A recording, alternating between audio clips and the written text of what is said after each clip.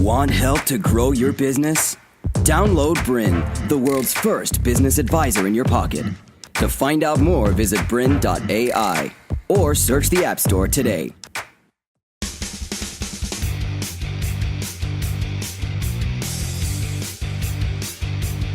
Hi there, I'm Amanda Stevens and welcome to Retail Renegades, where we explore the inside stories and strategies of retail success stories, disruptors and entrepreneurs who are shaking the establishment, carving new niches and challenging the traditional bricks and mortar retail model.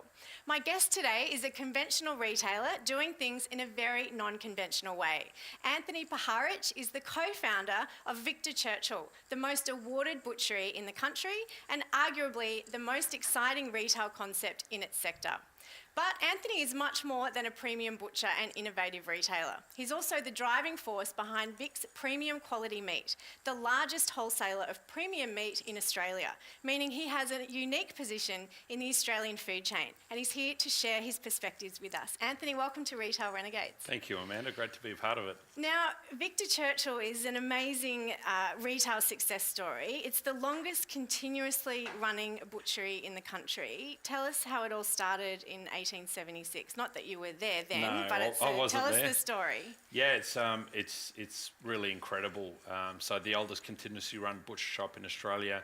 It's never been anything but a butcher shop for 140 years now, and the opportunity to take over that store was something that quite literally came out of the blue. Our core business is wholesaling meat, and back sort of in the middle to end of the 2000s, retail butcher shops, they were genuinely doing it really, really tough. They were struggling to sort of compete against the major supermarkets.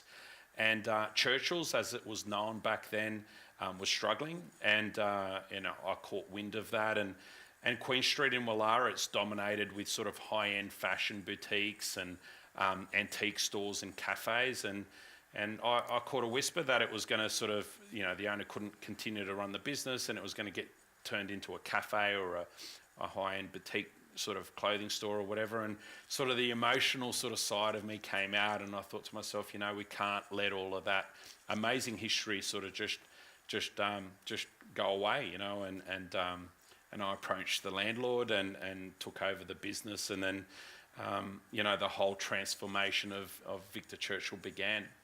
So your background is wholesaling, and this was really a leap of faith to go into retailing with no experience. And as you say, it was an emotional decision. It was really breaking all of the rules. Did you ever sort of think, well, is this the right decision? Yeah, I mean, sometimes for me anyway, in my experience, the hardest decisions tend to be the ones that work the best or work the most. And yes, we were a major wholesaler of meat at that stage, very successful, dealing with all the best restaurateurs in the country.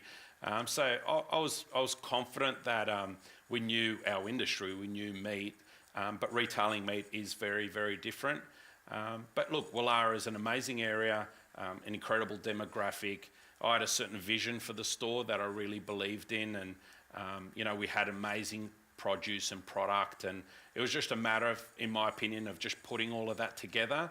And if we did it well enough, there wasn't really any reason why the store couldn't be successful. So yeah, threw a bit of caution to the wind, and thankfully and gratefully, the store's been an overwhelming success since we opened it and relaunched it in December of 2009. And it certainly sounds like it was a leap of faith, and I want to get to the retail design in a moment. But the decision to pitch the store at a premium level, was that driven primarily due to the other stores in the area, as you say, being premium fashion retailers? Yeah, it had a lot to do with it. The demographic in Woollahra, obviously very high net worth sort of individuals that sort of live in that area and surrounding areas. So I thought to myself, if we're going to do something high end and bespoke and premium, that if it was going to work, it'd work in an area like Woollahra.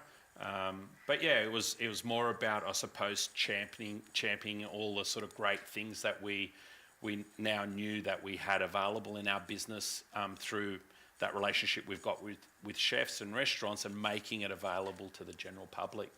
And you're now the most awarded butchery in Australia, possibly the world. You've been described as the Bulgaria of butchers. Was that always your vision? I know you wanted to have a premium retail butcher, but has it surprised you where it's gone? Oh, without question. My goal and intention wasn't to create the Bulgaria of butchers or the Tiffany of butchers and many other labels that the store's been given. My intention and my goals in business in general is always to do things at a very high level, to do them with a certain level of flair and uniqueness and so forth. So I'm always motivated by that sort of that aspect of sort of creating great businesses.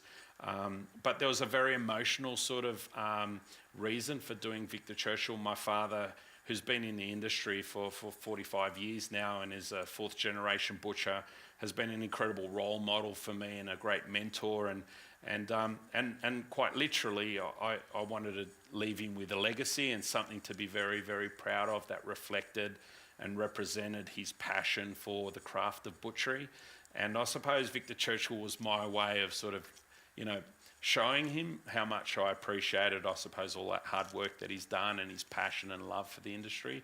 So, strangely enough, it wasn't a financial motivation. Yes, there was an opportunity, but it was a very, very personal reason for sort of pursuing the Victor Churchill store and the vision that it's become. Yeah, how wonderful. Now, you, along the way, rightly or wrongly, have become a tourist destination. As I understand it, you have double the amount of visitors to your store who actually purchase, which is an incredible testimony to the retail design and what you've created. But talk us through some of the challenges that creates also. We're very humbled by the fact that the store is somewhere that people sort of come to visit and have heard about, whether they're locals or from interstate or even internationally. And we've hosted some pretty amazing people who have visited the store, from Oprah Winfrey to Hugh Jackman and so forth. But we've the store is a local butcher shop. We're there to sort of service the local Wallara residents and those residents in those surrounding areas, and it is a very successful store. And there's a bit of a challenge, I suppose, in terms of maintaining the essence of what that store is all about, which is a local neighbourhood butcher shop, but at the same time entertaining the hordes of people that sort of happen to sort of come through the doors just to have a look, just to take a photo, or just to tell their friends that they'd visited Victor Churchill. So there's a bit of a balancing act in making sure that we're sort of satisfying our local customers, the people who support our business sort of day in and day out. Yeah. So becoming a retail landmark, which is essentially what you are, a destination store, talk us through some of the retail ethos behind that has enabled you to become the Bulgaria Butchers. And I understand that you've won design awards internationally, including, beating the Louis Vuittons of the world, which is extraordinary. And don't be humble about it. Yeah. Talk us through the vision and some of the design features that make Victor Churchill so different from a retail perspective. Yeah, it's not your typical or traditional butcher shop, and I've been very blessed over my career that I've, through the success of our business, our family business, I've been able to sort of travel the world and experience different cultures and see many different beautiful things, and all of them, I suppose, I've recorded all of those moments and recorded all the things that I've liked and I haven't liked. And Victor Churchill for me is, I suppose, it's representative and reflective of all of those great things that I've experienced on a personal level, and sort of focused them all into the one footprint and the one retail store.